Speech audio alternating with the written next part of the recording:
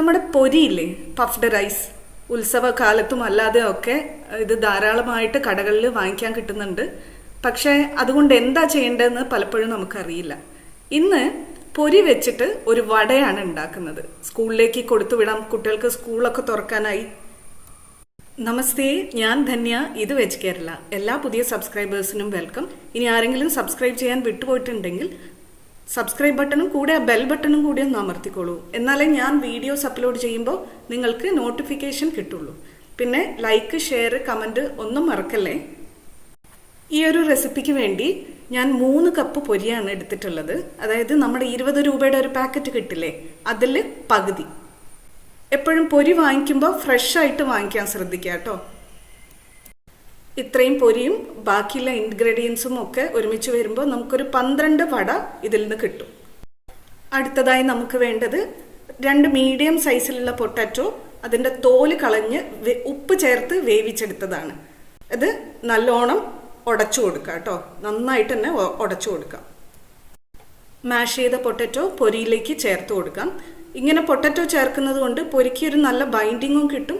അതിലുള്ള മോയ്സ്ചർ തന്നെ മതി ഈ പൊരിനെ ഒന്ന് സോഫ്റ്റ് ആക്കാൻ. ഒരു മീഡിയം സൈസിലുള്ള വല്യുള്ളി പൊടിയായി അരിഞ്ഞത് കൂടെ ചേർത്ത് കൊടുക്കാം. 1 ടേബിൾ സ്പൂൺ വല്യുള്ളി മാത്രം ഞാൻ മാറ്റി വെക്കുന്നു, അവസാനം ഗാർണിഷ് ചെയ്യാൻ വേണ്ടി. 2 മീഡിയം സ്പൈസി ആയിട്ടുള്ള പച്ചമുളക് പൊടിയായിട്ട് അരിഞ്ഞത് ചേർത്ത് കൊടുക്കാം. പൊടിയായിട്ട് അരിഞ്ഞ ഇഞ്ചി 1 ടീസ്പൂൺ ചേർത്ത് കൊടുക്കാം. പെരുംജീരകം ഒരു 1/2 ടീസ്പൂൺ ചേർത്ത് കൊടുക്കാം. ഇതില്ലെങ്കിൽ മാത്രം നോർമൽ ജീരകം എടുത്താൽ മതി കേട്ടോ. അടുത്തതായി മസാലപ്പൊടികൾ. മഞ്ഞൾപ്പൊടി ഒരു 1/2 ടീസ്പൂൺ, ചുമന്ന മുളക് പൊടി 1/2 ടീസ്പൂൺ, മല്ലിപ്പൊടി ഒരു 1/4 ടീസ്പൂൺ, ഒരു രുചിക്ക് വേണ്ടി മാത്രം.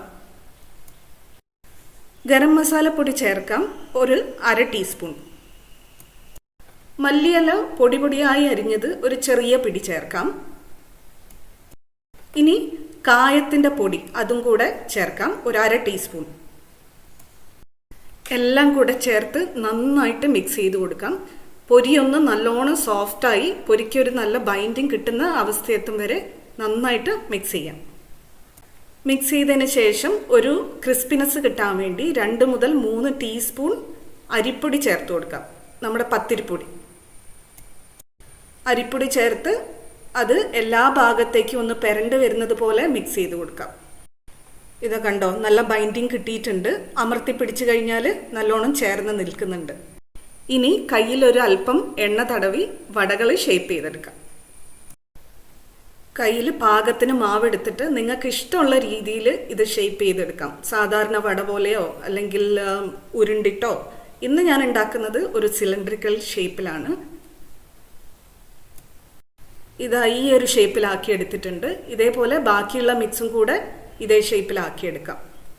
ഇങ്ങനെ ഷേപ്പിലാക്കിയ 12 വടകൾ എനിക്ക് കിട്ടിയിട്ടുണ്ട് ഇത്രയും മാവിൽ നിന്ന്. ഇനി നമുക്കിത് എണ്ണയിൽ പൊരിച്ചെടുക്കാം. അതിനുവേണ്ടി ഒരു പാൻ മീഡിയം ഫ്ലെയിമിൽ വെച്ചിട്ടുണ്ട്. ഏത് വെജിറ്റബിൾ ഓയിൽ വേണമെങ്കിലും നമുക്കിത് ഫ്രൈ ചെയ്യാൻ എടുക്കാം. ഞാനിവിടെ ഉപയോഗിക്കുന്നത് വെളിച്ചെണ്ണയാണ്. വെളിച്ചെണ്ണ ചൂടാകുമ്പോൾ അതിലേക്ക് ആദ്യം ഒരല്പം 1 തണ്ടോ 2 തണ്ടോ കറിവേപ്പില ചേർത്ത് വറുത്ത് കോരിയെടുക്കാം. ക്രിസ്പി ആകുന്ന വിധത്തിൽ വറുത്ത് കോരിയെടുക്കാം. അത് ഗാർണിഷ് ചെയ്യാനും നമുക്ക് ഉപയോഗിക്കാം.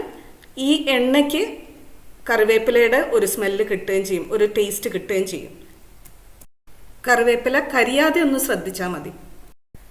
ഇനി നമുക്ക് ഈ എണ്ണയിലേക്ക് നമ്മൾ പ്രിപ്പയർ ചെയ്ത് വെച്ച വടകൾ ബാച്ചായിട്ട് ചേർത്ത് പൊരിച്ചെടുക്കാം. ഇപ്പോൾ ഇത് മീഡിയം ഫ്ലെയിമിൽ തന്നെയാണ് ഉള്ളത്. വടകൾ ചേർത്ത് എല്ലാ വശവും ഗോൾഡൻ ബ്രൗൺ നിറമായി കഴിഞ്ഞാൽ, അതായത് ഒന്ന് മുരിഞ്ഞു വന്നാൽ നമുക്കിത് പുറത്തേക്ക് എടുക്കാം. ഇങ്ങനെ പ്രിപ്പയർ ചെയ്ത് വെച്ച എല്ലാ വടകളും വറുത്ത് കോരിയെടുക്കാം.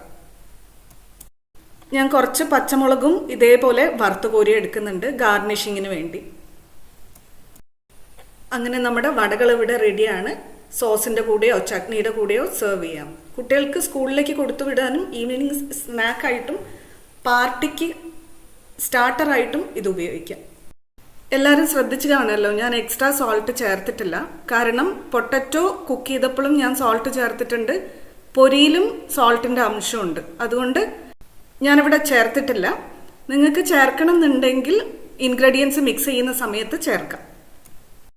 അപ്പോൾ ലൈക്ക്, കമൻറ്റ്, ഷെയർ ഒന്നും മറക്കരുത്. Thank you for watching. Dhanya from veg Kerala.